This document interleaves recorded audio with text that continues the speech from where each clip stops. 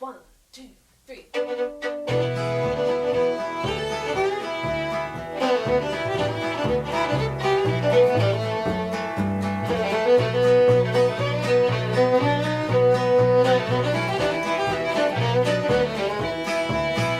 Here's a song about our man Bernie Sanders. Bernie Sanders. He always tells the truth to you and me. He's our buddy Bernie Sanders. He'll be the president. We need to wait and see. Oh, the billionaires don't like Bernie Sanders. Bernie Sanders. Because he wants what's best for you and me. We want a future to believe in, so our families can get healthcare for free. Feel the burn, feel the burn, feel the burn, feel the burn, feel the burn, feel the burn, feel the burn, feel the burn, feel the burn, feel the burn,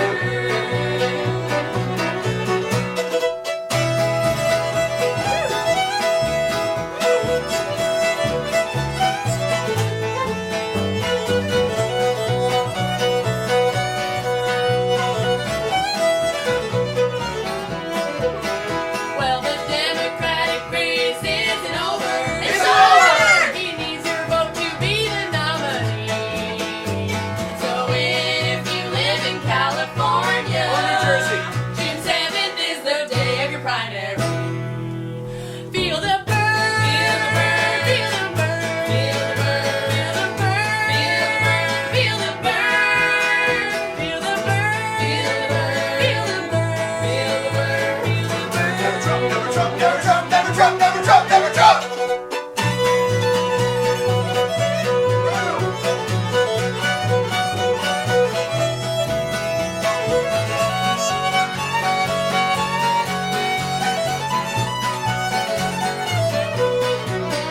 Oh well, Bernie Sanders, he'll be the greatest president you've ever seen.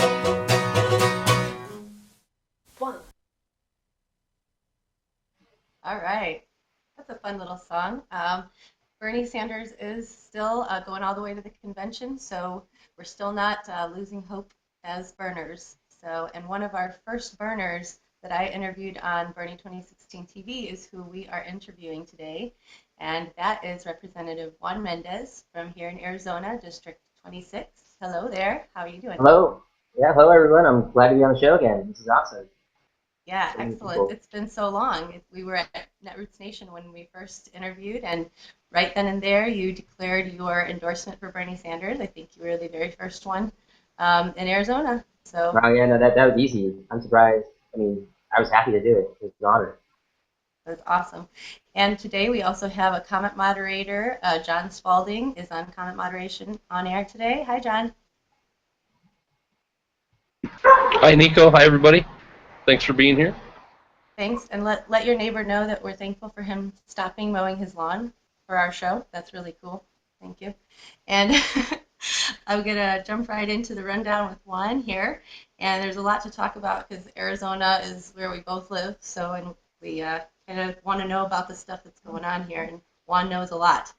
And so the first thing I wanted to talk about is the political environment here in Arizona. And lately we have talked about dark money a lot. We had Ken Clark on our newsroom show, and he gave us a really nice presentation about his initiative against dark money. Have you seen that one, and what is your opinion and position on that? Well, so it's desperately needed. So a little bit of background, right? This Republican-controlled legislature in Arizona passed, crazy sweeping changes to our entire campaign finance law, like in the Arizona Constitution, right? And it makes all these changes that I mean, I don't even know if you could really say they're all motivated by one thing. Like it's really like a shopping list or a Christmas tree of like all different kinds of changes to campaign finance law, changes to like what constitutes a group of people who get together to influence an election, and at what level do we start, getting in and really regulating them. And then even then, it just turns a lot of the authority over to the IRS to somehow, oversee that for us here, which I think is ridiculous. And I don't understand why they would turn over that kind of authority overlooking campaign financing. But then even smaller things where it allows like a politician to set up a campaign account, multiple campaign accounts, and move money in between the different campaign accounts. It allows for parties to have pretty much unlimited spending for their candidates. It's it doesn't have to go as reported, as traditional or as the way that it used to be. So I mean, it's just I feel like it's in a lot of for a lot of the measures that we're trying to repeal with this initiative that Ken Representative Clark is trying to do is I mean their intent was to confuse everybody, so you don't know where and how money's being spent, and for it to be easier for money to just flow in between campaigns and different initiatives. So we really need to get our campaign financing back under control, and that's why we're referring this law back to the ballot so that we can have the people vote yes or no. And when is that going to be? When do we vote on that?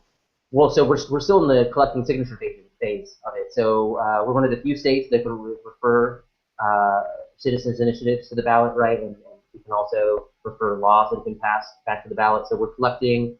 I mean, I know for sure it's over 150,000 signatures is what we need, and we have till I believe till the end of July.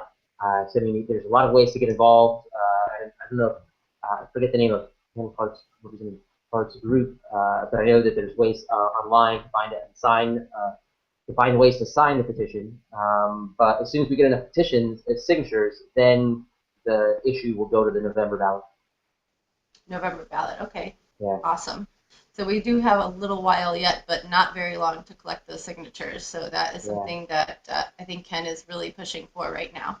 And another thing I wanted to ask you is how this dark money affects the allocation of money towards education. Can you talk about the lawsuit that occurred and how Prop 123 is kind of brought into this situation, how everything affects each other? Well, I mean, I can for sure talk about the education situation in Arizona, but it's not really easy to tie it directly to dark money in any kind of way, unless you could just say that the reason we don't have any kind of investment in education is because there is no dark money that wants investment in education. The dark money wants our state taxes to be invested in other ways, and so they're trying to. I mean, there are a lot of people that I mean, and again, there's no way to. I can't say where or what all the dark money is. Right, this money is just special interest people, wealthy people who believe that they have enough money to just make politics happen the way they want it to happen. My impression is that people want to privatize public education in Arizona. And so by doing their means to do that is to totally defund education, to make our teachers not want to teach here, to make people not want to enroll their kids in schools so that they can push private schools. And so that's why we have the situation that we have, where we've neglected the funding of our public education system on all different kinds of fronts. So we were recently sued by the school system, who sued the state because we, beginning in 2008 or 2009, we just started ignoring the idea of inflation funding for schools. The excuse was because the economy was so bad that was a reason to stop funding inflation money for schools. And so we went many years where students never had a fully funded education system, right? Their entire high school careers where students never had a fully funded education system. And so they got so bad, the courts settled, and I mean, the courts settled in the public education favor and required the legislature to pay, I want to say like $1.5 billion in back pay, and to reset the inflation funding formula so that we would be giving schools what they're owed today, right? And we were just giving them what we believed was appropriate, which is ridiculous. And again, which is they were trying to cut schools off so they would have to operate with less and less. And so then now we were fed Prop 123 as a way to fix the problem when we create the Arizona legislature, the Republicans in control created the problem. We could have fully funded education from the beginning.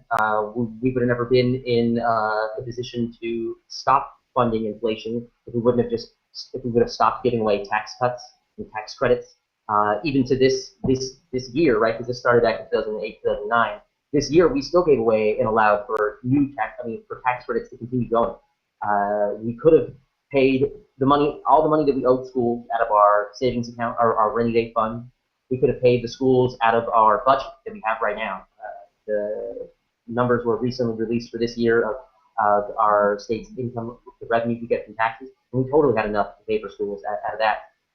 But instead, our governor, who used to be the state treasurer, so he used to oversee the land sales, thought it was a great idea that if we broke into our land trust and funded the schools, everything that we've been neglecting to fund schools out of the land trust. And so that right there is very insulting and ignorant of what land trusts are and their purpose. But off the bat, it would be what Prop 123 meant.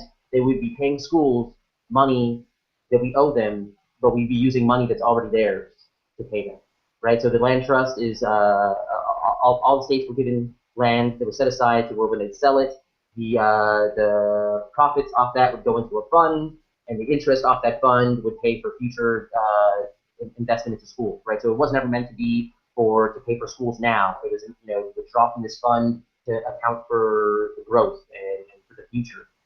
So this is definitely not an account that we're supposed to be taking care of, that we're supposed to be using for today. It's supposed to hold us out to the future. And so this Prop 123 measure, the whole mess, allows for us to go in and take out more out of the fund than just the interest. So we're now going to start pulling or drawing into the corpus of the fund, the body of the fund, right? So that in the future, say 10, 15 years from now, if we had not passed Prop 123, schools would get a large chunk of money out of this land trust. But because of Prop 123, in the future, those students will get less. So we're going to have more and more students, we're going to have bigger schools, and we're not going to be able to give money to the amount that we're going to be able to. So we're going to be lacking on that side. Okay. Do they account? I actually came up with like 3 questions in my head while you were saying that, but one of them is, did they account for the lost money from some other source? When you say that they're going to get less in the future, do they budget from somewhere else that we're going to still get some money? So the land trust will still give out money, and it's money that's you're not supposed to budget for it, right? So the schools aren't supposed to know that they're not supposed to account for this land trust money into their daily budget. They're supposed to provide for growth, right? So they're going to know they're going to be getting less into the future. But there was no addressing it. It was pretty much deal with it. That's what we're gonna have to take that. That was like the conditions of the settlement. Yeah. Okay. And so they believe that Governor Ducey and the people who were everybody who was in support of 123, and nobody believes the trust is going to fall apart. But our state treasurer, who is I don't really know if I could really put his opinion out there as for having any much merit or value, but he was totally against this Prop 123 because of what it would do to the state land trust, and how he saw it was his responsibility to take care of the future of the land trust, and he saw this as a bad move for us. But so there's more to it though. It's not just there is this use of land trust money to pay for schools, even though we could have been paying for it out of our pocket right now. But it does more. It changes what I believe is like the philosophy for funding education. So going forward, education can only be a certain percentage of our budget, and we're not allowed for it to grow beyond that, which is really ridiculous when we're continually signing contracts with private prisons that guarantee them a minimum occupancy rate. Yet we can't guarantee that we'll fund education for what it needs. And then the other part that's awful is that it says that in the future, going forward, if the Arizona State Legislature according to some kind of metric, if the economy is not doing well, then the legislature can withhold inflation funding in the future. And I think that's very insulting to public education. If the economy is not doing well, that's the worst time to withdraw funding into education. I feel like education is, our economic engine, and if maybe we're not doing so well economic-wise, we should be putting money into education to grow our economy. Sure. But in going into the future, we won't be able to do it. And regarding the inflation funding, this is how they once you have a policy. Let's say I might be using the wrong word, but like your policy for inflation funding when you say they started to ignore it in like 2009, 2010, how did they start doing that? Don't you have to like change the policy to do it a different way? I mean, so they were able to take us to court. So I think we just, at the legislature, the majority, it's the majority's will. So if the majority wants to do something, then the majority does it. So they just decided to ignore the inflation funding model. And that is what allows for them to calculate it for like growing class sizes. Yeah, I mean, I definitely could not get into so much of the technicalness of it, but it has to do with the idea that schools never know their total class size throughout the whole year, right? And you can give them funding for a certain class size at one time of the year, but at another time of the year it can be totally different. So this inflation funding model was supposed to account for that. Interesting. That's really confusing. Yeah. That's confusing for me anyway. But Well, so we let's made check we in. made it confusing. We could have just solved the problem by never having cut inflation funding. We could have just stopped doing the tax cuts. We could have just paid the schools the money that we owed them. But the Republican-controlled Arizona State Legislature believed that the courts had no control over the legislature. They couldn't force us to spend any money. I mean, I wonder if there's like a tipping point for these donors, like these dark money and special interest donors, that like would not make it worth their while to donate the money because they get it back in taxes anyway. So Yeah. you know what I mean? Like if we're cutting their taxes a certain amount and they're donating that money in order for us to cut their taxes, to buy off people to cut their taxes, it's like, are they really getting money out of that, or are they? Well, I so mean, they it don't have seems to like spend money here, right? A lot of people don't want to have to participate in society. They don't want to have to contribute to everyone's success. We're dealing with a very selfish people. I mean, like it's a very perverted sense of selfishness that Mhm. that's controlling Yeah, the and we Arizona have a State large Legislature. majority of them to deal with it in our Arizona legislature. But It's I'm changing gonna. though.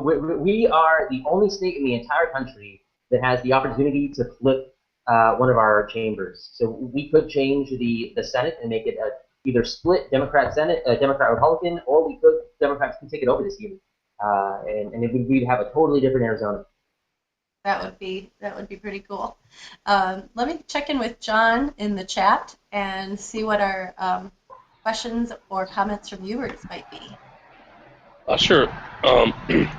I just wanted to react to what you just said about the overchanging the makeup of the legislature in Arizona. That's really neat to hear. So that's cool. There is one from Cynthia. How are the legal proceedings going in Arizona about the election fraud? What are your thoughts on that? I mean, so it's a lot to expect, and I feel there's a lot to expect anything out of our Attorney General, and for it to really go forward. And I imagine our current Secretary of State to drag her feet in this. She was supposed to have provided a review over the last time that we had a public comment over this, and that still has yet to come out. So I mean, it feels like everyone's kind of avoiding this. We definitely won't have the same drasticness that we had in our last election, where we went from a county went from over having 200 polling locations to having just 60. So that won't happen to that extent anymore. But we continue to have mess ups out of our Secretary of State and our county reporters, where they don't label ballots correctly. Entire the heading for what they were voting on would be wrong, or pamphlets would not be sent out and haven't been sent out in time. So I mean, we're not going to be able to get any trust out of our government again until we go back under review. So if this lawsuit brings us back under some kind of review from some kind of federal government point of view, then we're just going to keep having problems. So a federal review would be the only way that changes would be made, or that you can actually get some stuff done? The changes that we could trust. Like Wow. anything could happen, and I'm pretty sure they'll get their stuff together and have some kind of press conference about how they changed everything. But until we get federal review, I don't think we can trust anything coming out of Arizona. There were only Arizona was the only state outside of the South that had to get federal review under the Voting Rights Act. And since that was gutted, people have just been going crazy with elections here. Yeah, I think all of us know the documented and crazy stuff that has happened so far during the primary season. Yeah. So, and it's nationwide. It's really unfortunate. Um, Annie F wants to know: are there any other ways that that kind of Berniecrats and people involved in our network can help besides donating? If we live out of state, what else can we do to help? Well, so there's lots of different ways to donate, right? I actually, it's awful admitting how much money controls politics, how it influences who runs for office, what we talk about when we get into office. And I definitely don't believe that even a place like Arizona can wait for demographics to push everything into our favor. So I've personally taken things into my own hands and started a PAC to help flip the Arizona State Legislature. We're one of the only states that has this opportunity, and it's not a far-fetched plan. We have one seat that we're definitely going to be getting back, where it's a Democrat-dominated seat. We're banking on one of the most competitive districts in our state to flip finally to flip the Democrat, and then so there's only I think there's two more areas that we're working on. But I've started a PAC called Moving Arizona Forward. The people I'd love to be able to reach out to Berniecrats and ask for their help to help me, and I would be using this money to spend to help get other progressives elected to office that'll help me change campaign financing in Arizona, remove the power of money in Arizona from our politics, and then to ultimately flip the Arizona State Legislature. That's cool. Anyone who comes up with broad plans like that, I'm definitely in favor of. So I'll be sure to Yeah. help spread the word on that. That's good for now, Nico. Awesome. Thank you so much, John. Yep. We're going to go into another subject that a lot of people in Arizona are worried about, and with that is the Nestle water bottling plant that is coming here.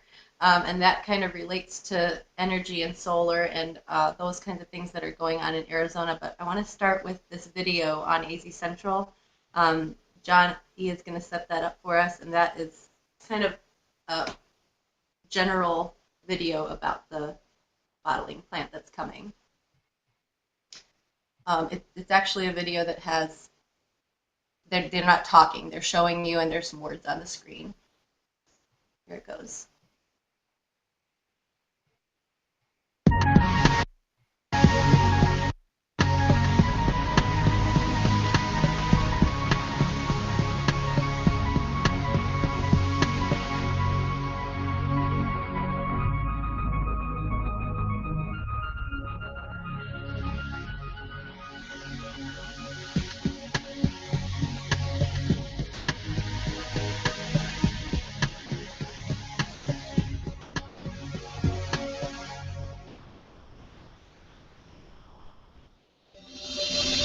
So that was it. It's a quick video, but it made a couple of statements there about the jobs that they're going to be bringing in, 40 to 50 jobs. Is that really worth the exchange for giving them that much of our water supply?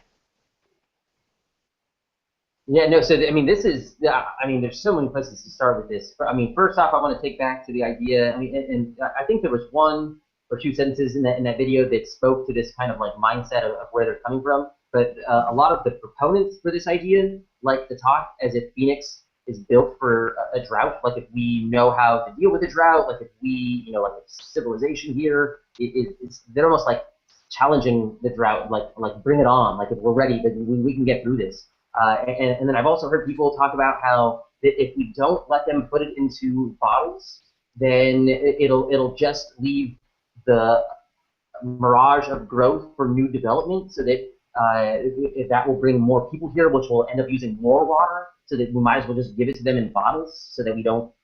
So that right there is crazy, right? But so all that speaks to this. So we've always had this view of water in Phoenix. We've always, from the beginning of Arizona, we've always tried to portray this image that we have water here. Like, I mean, it's the only way that people would move here, so we could claim to everybody that we had enough water here.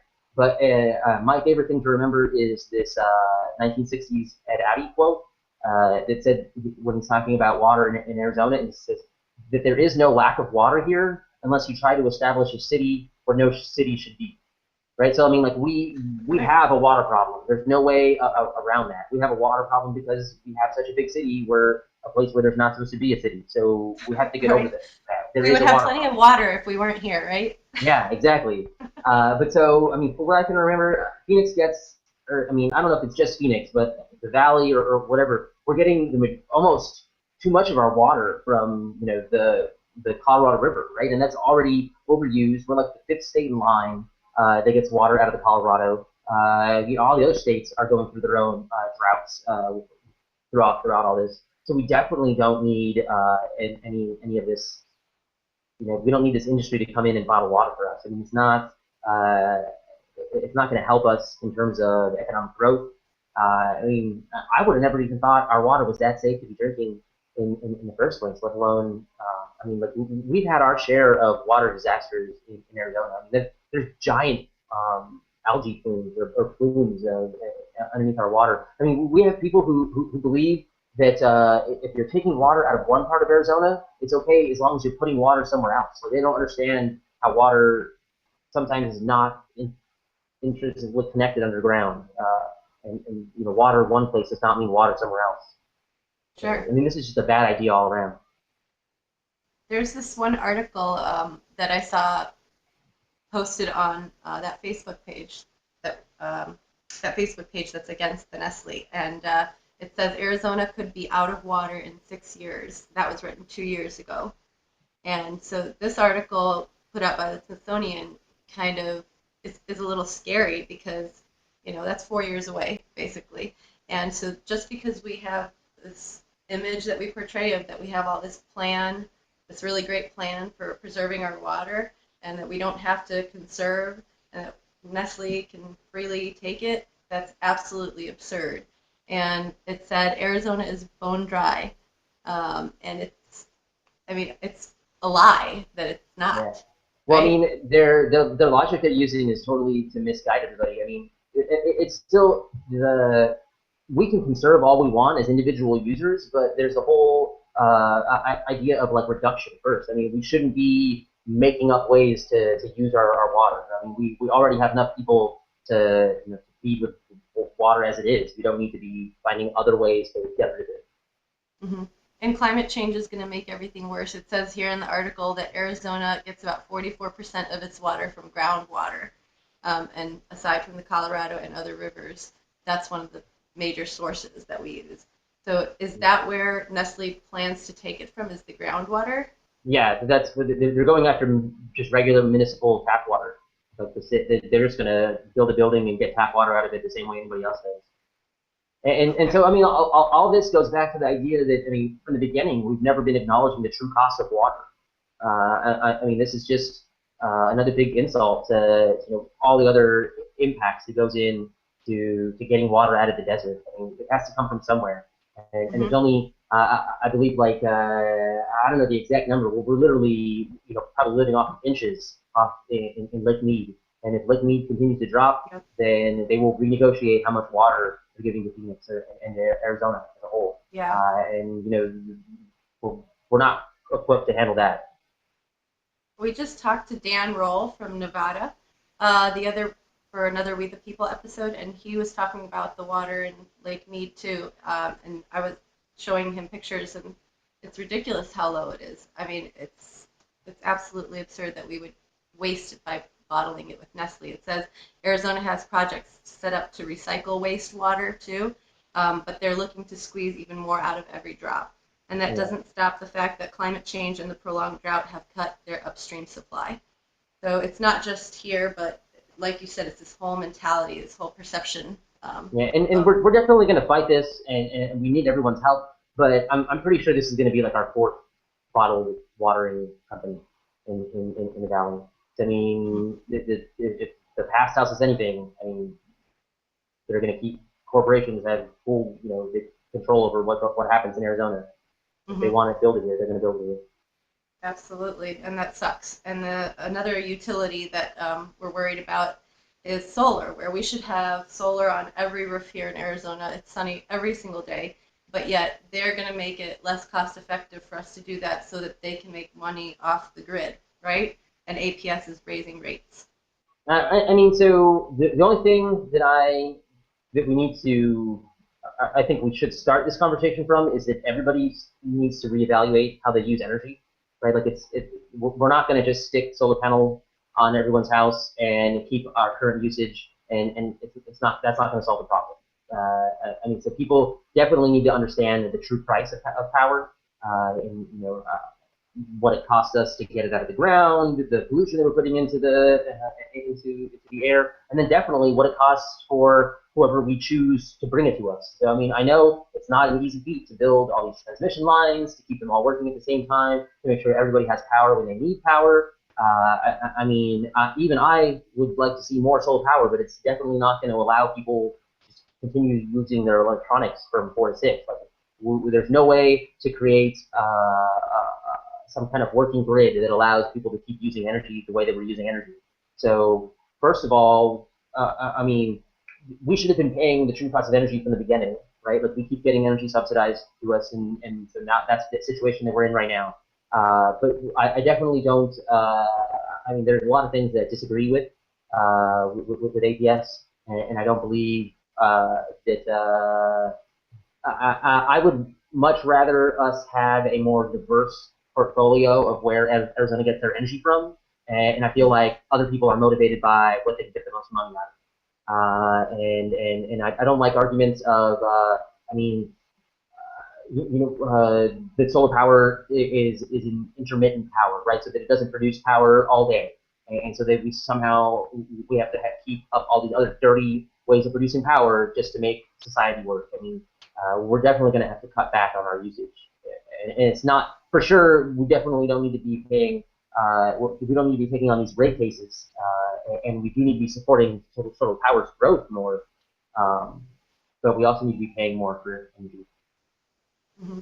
There's an article also on AZ Central that talks about the protests that took place.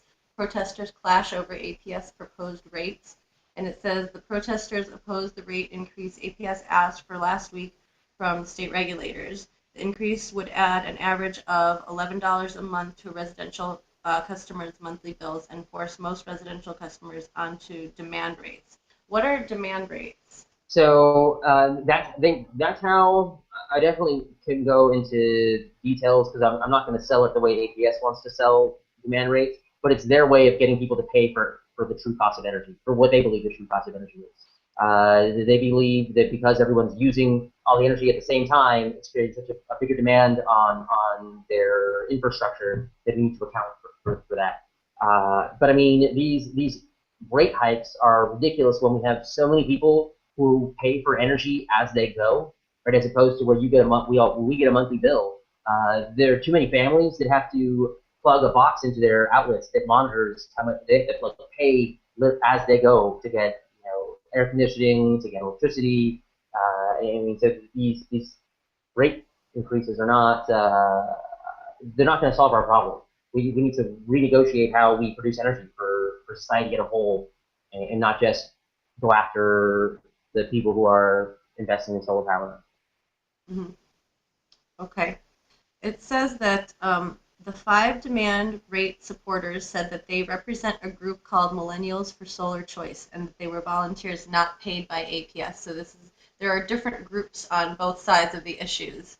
What other groups do you find that are opposing it or that are on the side of APS? I mean, it's hard to find people who are supporting APS, but I mean, I do believe that we need to we need to have a discussion on how we pay for energy. We don't need to have APS in control of that discussion. So that's where I think how we need to approach this. There definitely is not just one right way to do this, and we have to do this in a way that doesn't stop the growth of solar power. So as long as what we're doing is accounting for more of the cost of energy, but not to a point to where it destroys the solar power industry, then I'm all for it. And that's what we need to get everybody to. Yeah, totally. And that was the concern with Dan Roll in Nevada. They, what was it, John? The company that Elon Musk has, the solar company. Solar City.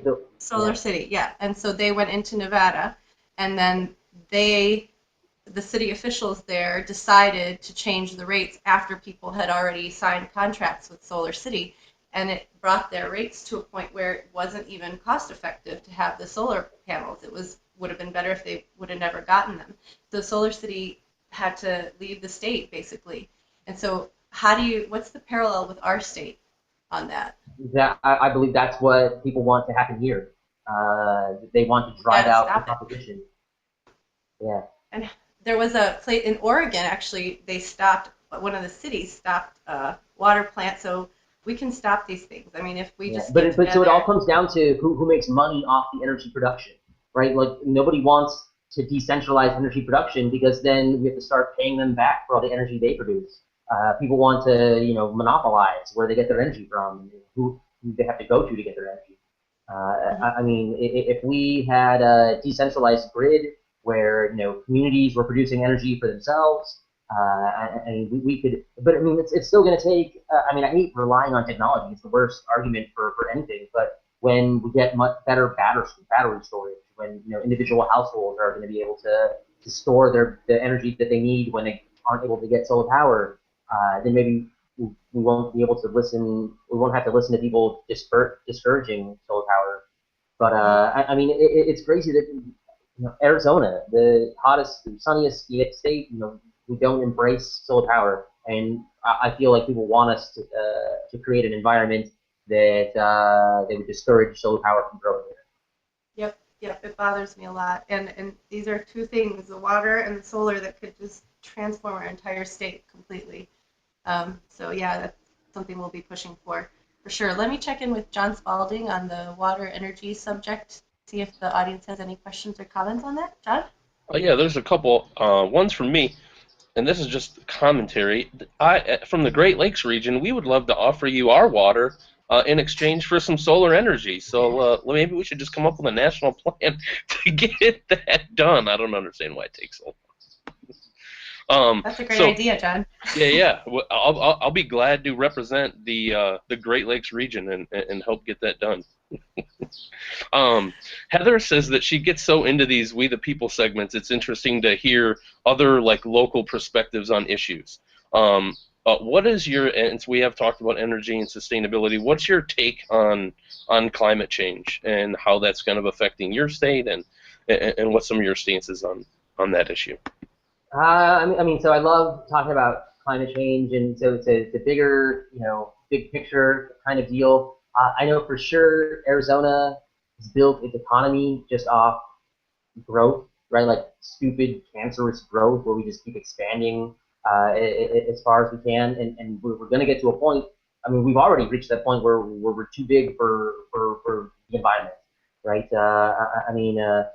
So the big impacts or the big I don't want to say that I'm there's certain disasters that we need to be prepared for, but we definitely need to rethink how our economy is based off of. It can't just be based off growth, right? So back in, I want to say the early 2000s, we as a state, right, or maybe just in my county, we were issuing 3,000 new single housing construction sites, right? So 3,000 a month. So we were building 3,000 new houses a month, and at our height, right? We definitely can't go back to that. Everybody keeps waiting for our economy to pick up and do that again, but we can't afford to do that. So we have to retool or diversify our economy. It can't just be built off of building houses here. So until we find something else to do here in the desert, I mean, that's our biggest problem is finding. I mean, there's a lot of people who live here, and there's got to be something else for them to do besides building houses. But I mean, Arizona's only existed because we've always gotten. I want to say just pretty much direct subsidies from the federal government to grow industry here. So we either keep relying on the federal government for big contracts to build military stuff, because that's pretty much after housing. That's our next biggest economy in Arizona. So we need to diversify and grow more into things that are not so intensive on the environment. So there's lots of other ways that we can do. I for sure believe that we need to become like an education economy, where like I'm all in favor of more people going to college, not just because I want them to have college degrees, but because when there are more educated people in my community, those people are job multipliers. But they demand that there be other jobs around them to support them. And I think that's much more of a sustainable way to grow an economy instead of just off of one specific industry. It needs to be off of people in our, yeah. On Sure. that point, I wanted to make a point before we go on to your next question, John, is that they're trying to destroy stuff like the Grand Canyon, which is a huge revenue source for our state, and they're trying to develop around there. And Oak Flat, they're trying to mine there. So even those like pristine places that we have as a revenue source, why are they even looking at that as a for their own good? So you That's can our go back. stuff. You can go back to the birth of Arizona, and there's been this streak of conservatism that has no care for the environment. A lot of it has to do with the fact that it's made up of people who don't really believe the Earth is as old as it is. There's a lot of people who are insulted that we don't let them dig it out of the ground and sell it. They point to the fact that we're sitting on a ton of uranium, and we could jumpstart the uranium economy if we just let them destroy the Grand Canyon. And like you pointed out, but it isn't even. It's not even like it's not one special interest. It's not one group of people that are controlling this, because that Oak Flats deal where the federal government pretty much gave Native American tribal land to a multinational corporation. I mean, it's not even American interests directly profiting off it. It's just this view that the environment is there for us to take and destroy and make money off it. And they don't even care who's making money off of it. They just want somebody making money. Yeah, that sucks. I'm definitely. I remember going with you in that group where Wensler Nosey spoke to us at Oak Flat, and so we both looked at it and thought how absurd this is. But John, go on if there are more questions. I didn't mean to interrupt. Oh, actually, the ice cream man just went by, so it was perfect that we weren't interrupted at all. Nice. On Oak Flat that you just mentioned, do you have any updates on Oak Flat and the mining controversy there, and any thoughts on the process of that? I do know that some kind of review period was extended, and I just put it on my calendar today to go to another review panel. So I know that the President Obama put some kind of stay on it. It's not like a permanent. He didn't permanently stop it from happening, but he gave the area a different kind of designation. It slowed down the process. But I've also been in meetings from the mining industry, and they believe that that's just a small speed bump, and that they'll eventually get at this all this copper that we just found. And it's the third largest copper find in the entire world. Wow. So they really want that. Oh, I bet. And so on that, so Cynthiana said in there that TPP is legislation, obviously, that is going to impact a lot of that stuff, allowing these corporations to come in and taking away states' rights and cities' rights to be able to stop this stuff. What's your stance on that legislation, and what would you do if you weren't elected? TPP is awful. I've been trying to educate people on that from the beginning and fight against it.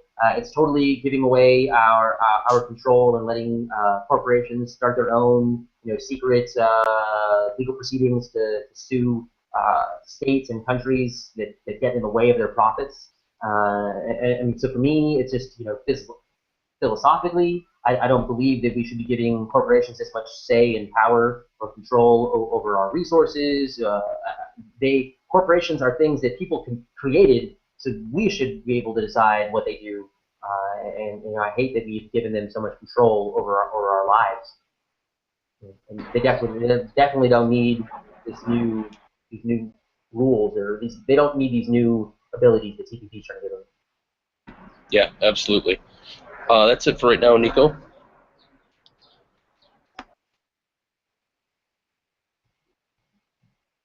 I think we lost Nico, John. Hello? Oh. Yeah. Well, there you have it. Well, let me get a couple more in here then. I'll take advantage. You want a hand in there, John? Yeah, yeah. Do so that's okay. This is off the topic. So this is a Trump question.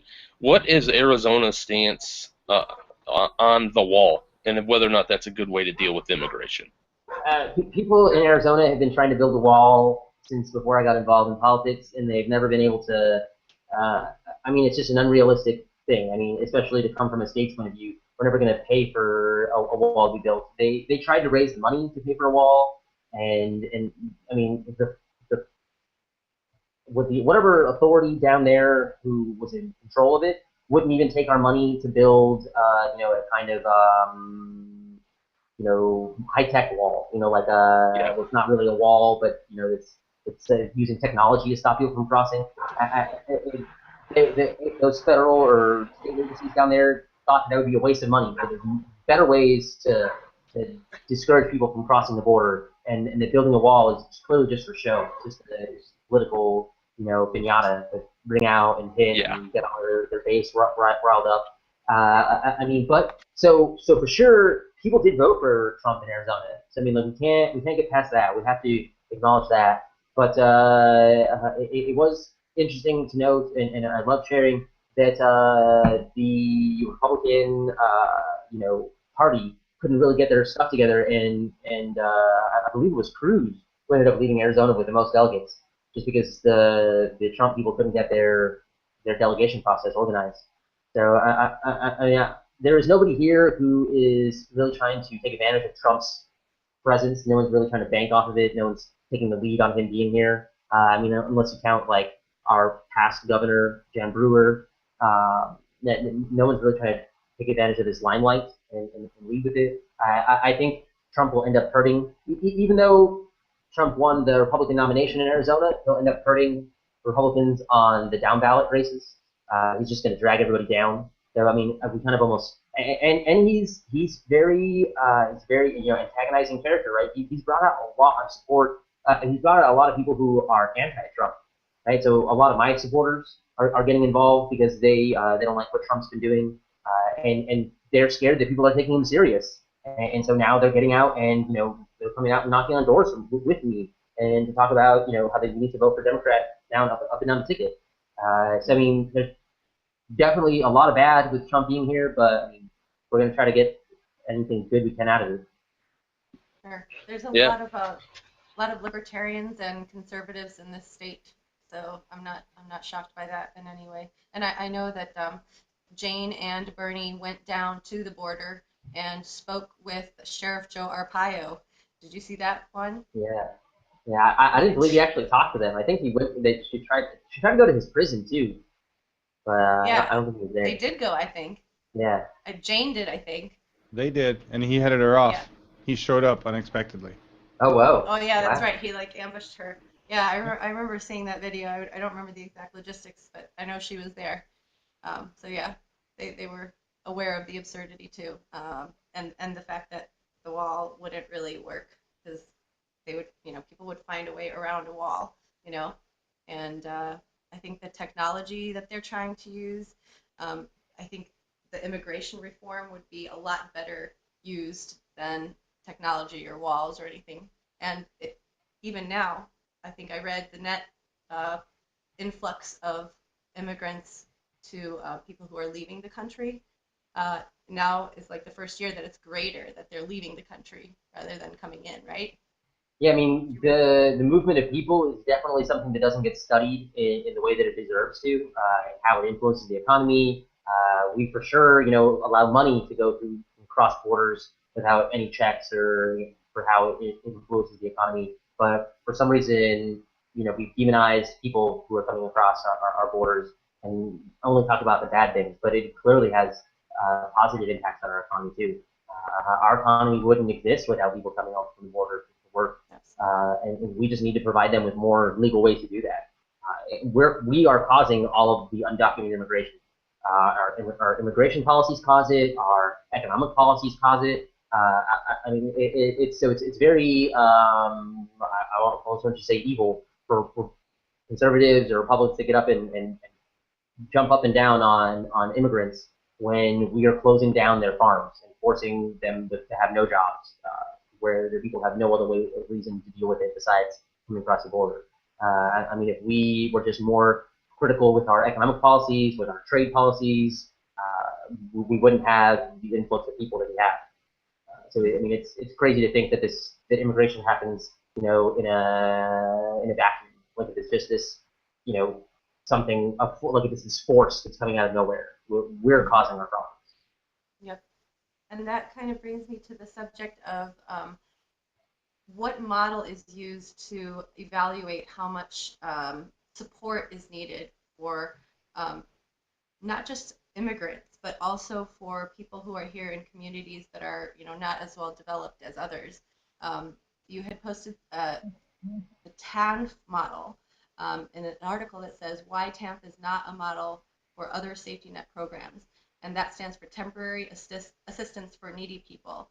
And I guess this is a model that's used to evaluate how much money a certain safety net program gets, or? So I love. It's weird to say that I love TANF. So I've used TANF as temporary assistance for needy families. My family, is grateful for the public assistance. People investing in my family to make sure that we succeeded.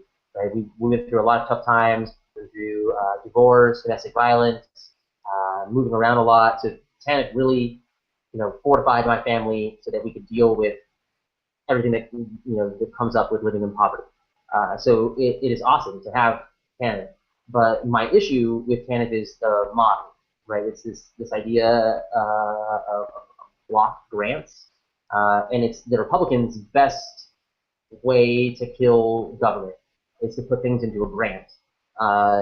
Because it's impossible, right? For them to on a federal level or on a state level, nobody really goes around cutting money to children, right? Like we don't take, we let food stamps dwindle and dwindle, but nobody's out there to cut food stamps, right? But when we put things in a block grant, then there's nothing to specifically cut. There's nothing to dramatize. We can't say that they cut, that kids are going hungry because they because of the way that block grants work. So we just shouldn't do government through block grants. It's this idea that we'll give you money and you decide what to do with it. You locally, come up with your own way to do it, as opposed to saying this money will benefit and go towards this program. I mean, you could probably argue some kind of local control, but at some level, it's just a way for people to negate out of responsibilities, to not have to give money to certain areas. And it says here that they lose their value over time, and that is typical for block grants. How should they be funded? How should they model the funding? We should model our funding based off of our morals, right? Like we believe that no working family should go hungry. We believe that no working family should be without health care, right? And then we fund what that cost is, as opposed to giving the states, here's this much money, deal with it with what you can. That's guaranteeing that people go hungry. That's guaranteeing that people don't have the services they need. And this all comes from this mentality that so like the biggest thing that I fight in our Arizona legislature is this view that if we are to help people in any kind of way, if we do any public investment in them, it'll corrupt them morally and it'll make them a weak person. So the Republicans that we're fighting against believe that if we give you TANF, that you're just going to be stuck on getting government assistance for your whole life. That you're just going to be, it's going to destroy you as a person. You'll never be able to get past that government investment. But I mean, that's just crazy. That's just them trying to fit their perverted ideology into government. That's the whole point of the program, then. I mean, isn't that the entire point, right? Yeah, but I mean, but that's why they put it in a block grant or in a grant in this kind of way, so that they can do with it what they want, as opposed to what we want them to do with it. Mm-hmm. And it says states use their flexibility under TANF to ease budget shortfalls and fund other state priorities, shifting the funds away from helping poor families meet basic needs. So it's like it's allocated and then it's like siphoned away for other uses. Exactly, right? So that's not how we should have government work at all, and that's not the way to help people. But it still gets us stuck in this model where we have this line of thinking also loves to watch people jump through hoops in order to get any kind of investment. It's dumb to think like this. I think what we really need to challenge is this idea of what resiliency is. A lot of the Republicans that I have to work with think that resiliency is this personal trait. So you're either a resilient person because you believe in God and you're just a good person, or you're not. But when really, I think resiliency is much more of a characteristic or describing your community and whether or not your community allows for you to bounce back from everything that happens in life. Right? So like there's no way that we can stop all bad things from happening. But if we provided people with a real safety net, they'd be able to bounce back from all the things that happen to them, from divorce, from raising a family with a single parent. All that stuff would be possible if we wanted it to be. We believe that people, are. We have this just. It's just I mean, I keep getting stuck on this word, but it's everyone's perverted, perverted view of individualism. Like they think that you survive on your own, and they don't recognize that your success is entirely dependent on public investment. Mm-hmm. And like you said, injecting a little morality into it, and that's what Bernie wants to do too. That kind of brings us around full circle to Bernie. We're really glad that you're a Bernie-crat. Again, we're going to follow his vision. Even after this election cycle, we're going to be fighting for these kinds of values and morality in government. Try to get dark money and shady money out of government. Just wanted to give John Spalding one last chance to have a closing comment, and then if you can give your closing comment, Juan, then we'll end the show with that song. Great, thanks, Nico. Just a couple closing comments from the audience who is here today. So, Juan, great job. I loved what you just said about resiliency, and organizations, groups, and individuals can all be resilient. Heather said that. I'm sorry. Cynthiana said that you guys have some strong progressive voices. Gives her hope and a future to believe in. Heather said that most people don't realize the rate of growth that Arizona has had and the demand that puts on resources, and the discussion you had about resources and other issues facing your state. She thought that you provided some great logical ways to solve those problems. And Lynn Vermont said that you have some great ideas. We need to help spread the word in any way we can. So I would just say that great job tonight, Juan, and thanks very much for your insight. Awesome. Thank you so much, John. Mm-hmm. Juan, do you have any closing thoughts? Yeah, first, thanks everybody for having me on. Please invite me back. I would love to help and discuss the politics that happen in Arizona. It's a great opportunity. Thank you again. We are going to be the only state in the entire country that has the potential to flip our legislature, and so I really need everybody's help. This is not just an Arizona problem. The garbage that comes out of Arizona's democracy, right? Like I love Jon Stewart's quote, like we are the meth lab of democracy in America, but that's everybody's responsibility. We can, I could use your help to change that in Arizona, and we can get Arizona to be a more of a shining example of justice and not just this meth lab of democracy that we have right now. So again, I would love to plug my PAC that I just started with Moving Arizona Forward. I could love any kind of donation, and again, it'll go to helping elect Democrats to flip the Arizona State Legislature. And then I myself have I don't know if I can talk about my campaign. I don't know. I don't want to get too much into details, but I'm running for re-election again too, so I need all the help I can. So please visit my website, Mendez 4AZ. Thank you. Awesome. Thank you so much, Juan. We really appreciate you being on the show. John E., any last comments that you'd like to make before we leave with our little song here? I just want to offer, and I definitely want to have you back, Juan, because I want to talk about solar power and the fact that all that technology you're looking for already exists, and we can make that happen. And what if we could take Arizona and make it the place where people go for solar distribution? That's exactly what I'm going to do. I would love to come back and talk to you about that. Awesome. Then let's plan a Maybe special where we Stacy talk can about come that. too. So. Absolutely. Yeah. Stacy's awesome. Stacy's amazing. Awesome. Sounds good. I like we'll it. arrange that. Excellent. Thank you All so right. much, and everybody have a great night. Thanks for joining us on this off day for We the People. Have a good night. What are we ending with here, Nico? What's this tune? This is a tune called.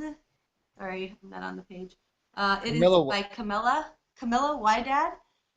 It's her original music on her YouTube channel. All All right. right.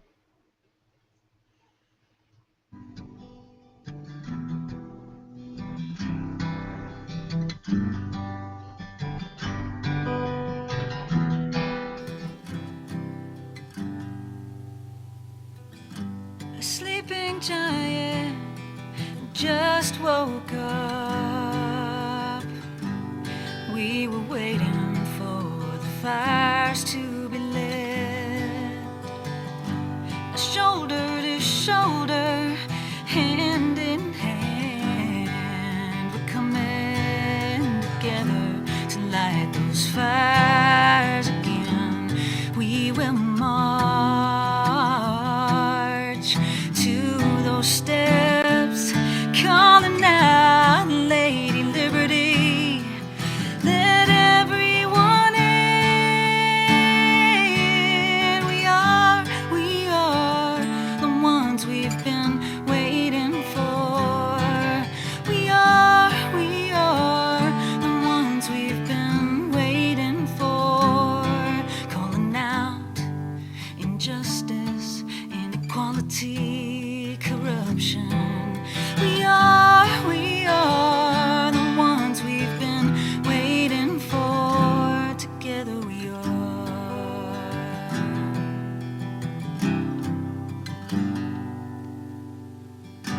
The cause is right, the time is now. It's love that moves us, we won't back down.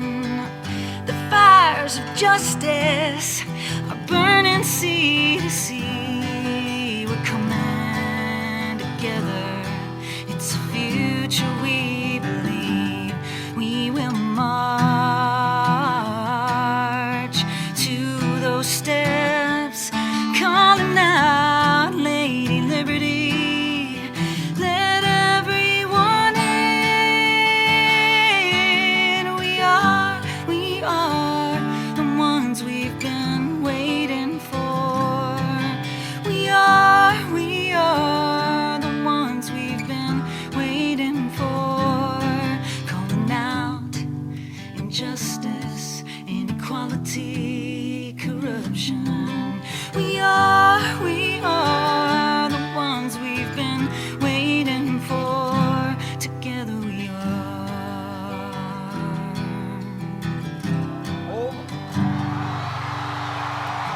Been a long time coming for a moment like this. Break down those walls, let everyone in. We are the ones we've been waiting for. We are the ones we've been waiting for. Calling out injustice, inequality, corruption. We are the ones we've been waiting for. Together we are. Burning bright. Together we are. Burning bright. Together we are. Burning bright. Together we are. Burning bright.